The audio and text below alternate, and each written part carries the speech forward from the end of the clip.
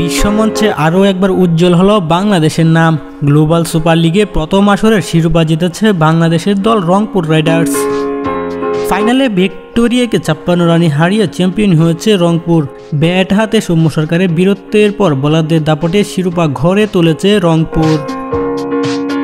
গায়ানার Providence স্টেডিয়ামে toss জিতে আগে ব্যাট করতে নামে রংপুর রাইডার্স। দুই ওপেনার স্টিভেন টেইলর এবং সৌম্য সরকারের ব্যাটে ঝড়ে ভালো সূচনা পায় রংপুর। সাবলীন ব্যাটিংয়ে রান তুলতে থাকেন টেইলর এবং সৌম্য। পাওয়ার প্লে ৬ ওভারে বিনা উইকেটে ৪০ রান তুলে রংপুর রাইডার্স।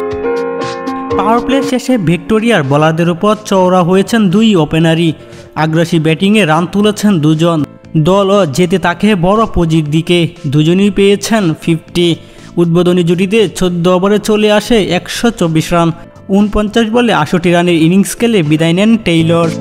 তবে সঙ্গীকে হারালেও থমে যাননি সৌম্য।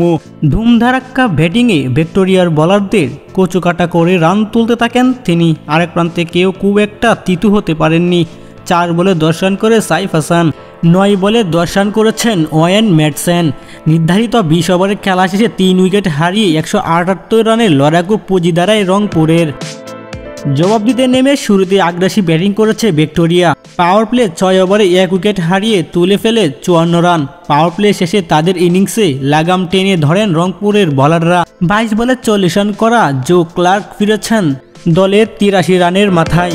পাওয়ার প্লের পরের মাঝের সময় আরও ৩ জন ব্যাটারকে হারায় ভিক্টোরিয়া টিম। টপ উইকেট হারিয়ে হারটা প্রায় নিশ্চিত হয়ে যায় ভিক্টোরিয়ার। অন্যদিকে দারুণ বোলিংয়ের পর অসাধারণ বোলিংয়ে একটু একটু করে জয়ের কাছাকাছি যেতে থাকে রংপুর রাইডার্সরা। বোলারদের দাপটে শেষ ম্যাচ জয়টাও তুলে নিয়েছে রংপুর রাইডার্স। ম্যাচ জিতেছে ৫৬ রানে। নাজমুল হক, ডেইলি স্পোর্টস আপডেট।